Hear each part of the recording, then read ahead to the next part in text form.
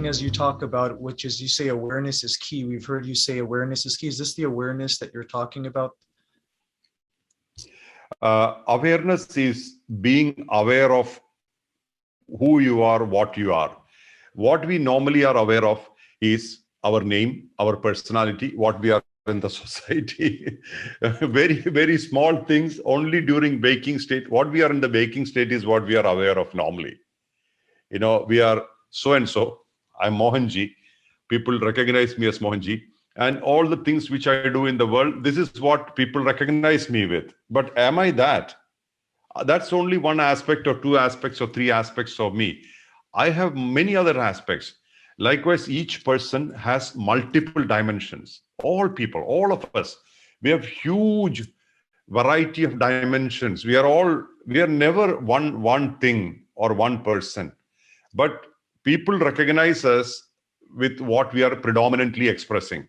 You know, we recognize a doctor, a nurse, or an engineer, a scientist, because that's his predominant work. That's what we are recognizing them with. But are we that only? We are not. Never. Nobody is one dimension, single dimensional. Everybody are multidimensional. In fact, we have approximately 330 million dimension or possibilities. That's what people talk about.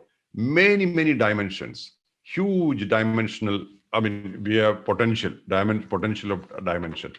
So when we know very well that we are all these dimensions, then where do you park yourself as beyond all dimensions?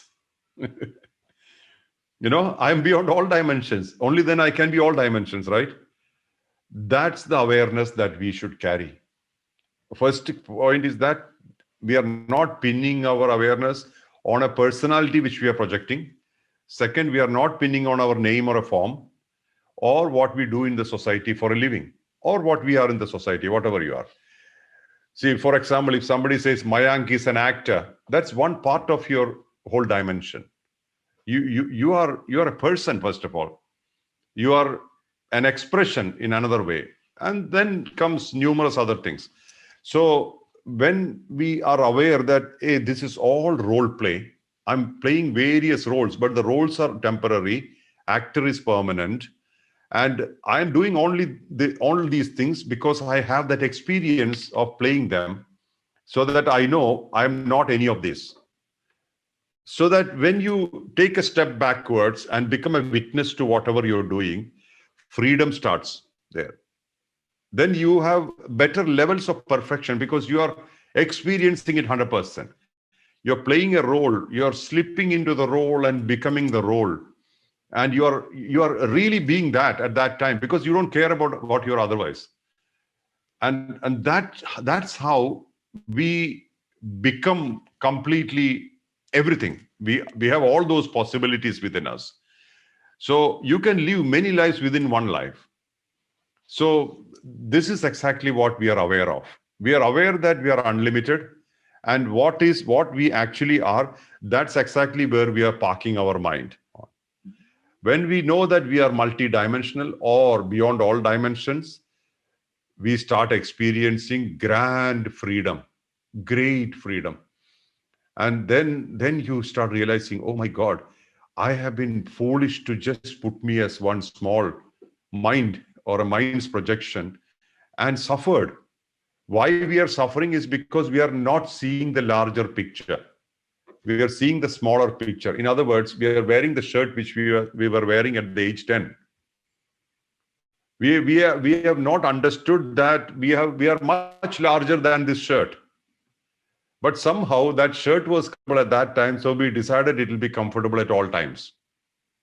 So like this, we are in a kind of unconscious, repetitive mode. Awareness simply means being aware of the states and being aware of where you have started from. We have come from pure consciousness. A part of that pure consciousness sits as an energy within us, activating this personality. But we have still not deviated. So we have taken a detour called a life for experiencing whatever we came to experience, or whatever we are experiencing moment to moment to moment. After a while, when these experiences are all done, we are getting back to where we started from, going back home. So it's like you came out of your house to go to the office to do certain jobs, and you came back home and you realize there is a home. So being aware of your home is one of the awareness, one aspect of awareness, where you have started from, where you belong. And then you have no problem to get back home because you know your way. You already know your way. You know where you belong to. You're neither the relations or positions or possessions. You're not the role plays. That awareness becomes clear, and then nothing can touch you because you know you can get back home anytime. And that becomes your reality.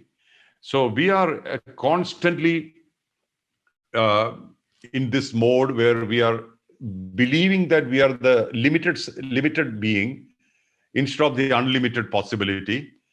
And then we restrict ourselves to think and act in a very small way because we have already set boundaries.